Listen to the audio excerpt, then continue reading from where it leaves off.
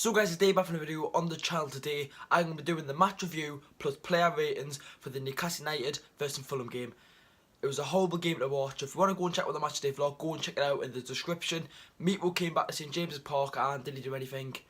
Not really, but it would mean a lot if you could go and watch the vlog and also leave a like on this video. We are getting closer to 4.5k. If we can hit by the end of the year, which is around, when I'm recording this, it's like about 3 hours after the game. I am actually grinding videos on this day because I want to get videos out and spend me Sunday and Monday just not really do anything. So I've got all the videos sorted too. I'm grinding out all the videos tonight, Saturday night, getting all the videos sorted. But anyways, we're doing the match review. Starting off, we'll do the stats and talk about the game. So we'll start off by looking at the stats. I'm not happy. I didn't even realise this, but we had 54% possession, Fulham had 46. We had 9 shots, they had 4. Are you ready for this? Fulham had 2 on target, we had 0 shots on target. We had 6 corners, they had 0 corners. We had 9 fouls, they had 12 fouls. Absolutely shocking. I didn't even know that. I thought we must have had a shot on target, but no. 9 shots, not 1 on target. That says it all. And I'm not blaming Rondon, not blaming Perez, not blaming Richie, actually any of the players, because they tried that game and it wasn't meant to be today. And I didn't even know that. Then someone messaged me on Instagram saying not even 1 shot on target, and I was like, no way. And I looked at the stats and I was like, Jesus Christ, we actually didn't have 1 shot on target. Not one shot.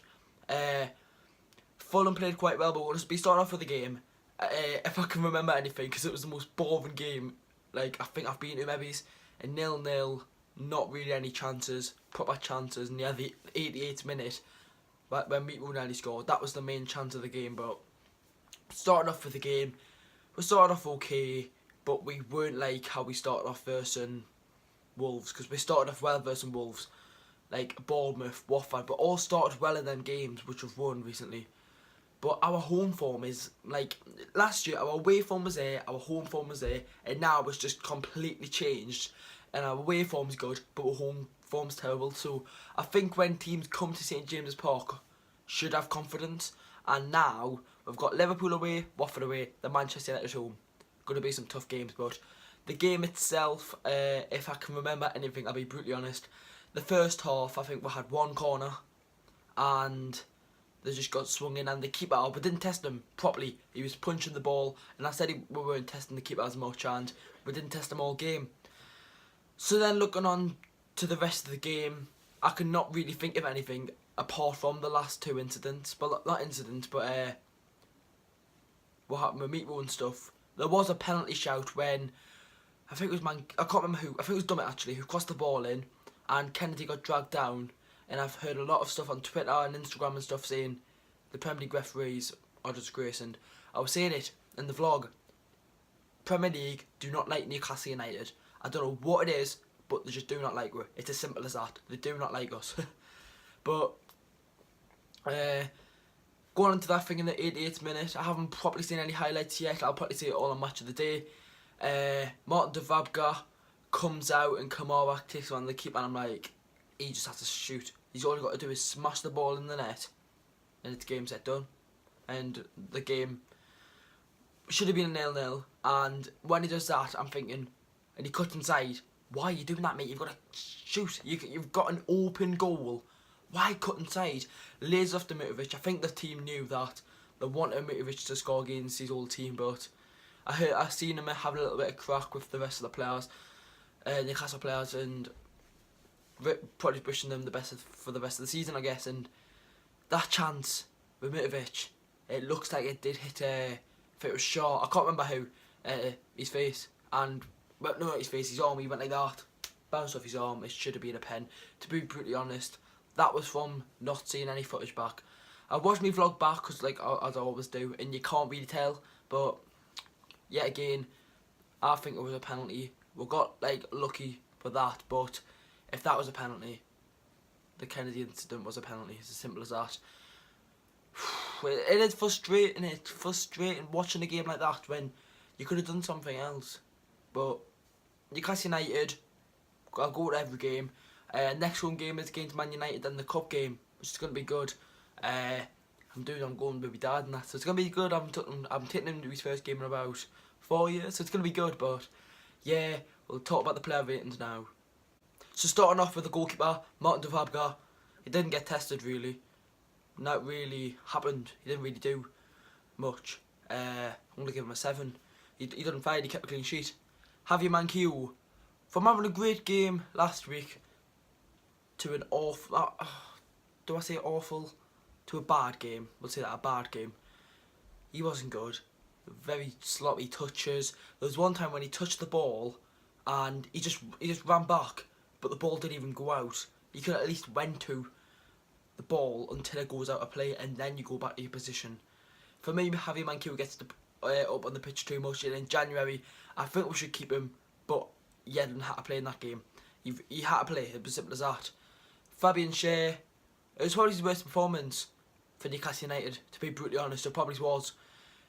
He was trying to do these long balls, right, which he's good at, but sometimes they were just like going across the ground. Like, he was trying to do them like, you know what Pogba does when he gets the ball really, really low, but then it just like glides up like that. He was trying to do them. Play simple football. If you don't do the simple stuff, you won't win Premier League games. Fabian Schär, I didn't give Manquillo a rating, sorry. I'll give Manquillo a 3 and Fabian Schär a 5. Jamal Lascelles, probably the man of the match of the game. He kept us in it right at the end, and it was a much better performance. He was a lot more calm on the ball. He looked better in a back 4, but Shea and Fernandez look better in the back 5, so it is confusing stuff. I'll give Lascelles an 8. I thought he was man of the match for us. Paul Dummett came to the team from his injury recently. I think he'll be back ready properly for the game versus Watford. I don't think he probably is ready in his sense, but when you look at it in the bigger picture, he's probably not as ready as he was normally because of his injury. I'll give Dummett a 6. He does well. Matt Ritchie now. I thought Ritchie was not brilliant. He was okay. Ritchie. He did try. He put a good foot in, and we always say that he loves getting a good tackle in. He always tries his best. And Ritchie, it's hard to say because you might want to play Atsu and Kennedy on the wings, but was Murphy even? Murphy wasn't even on the bench, was he? Not. Where's Murphy gone? We need to see more Murphy. I'll give Ritchie a 6 as well.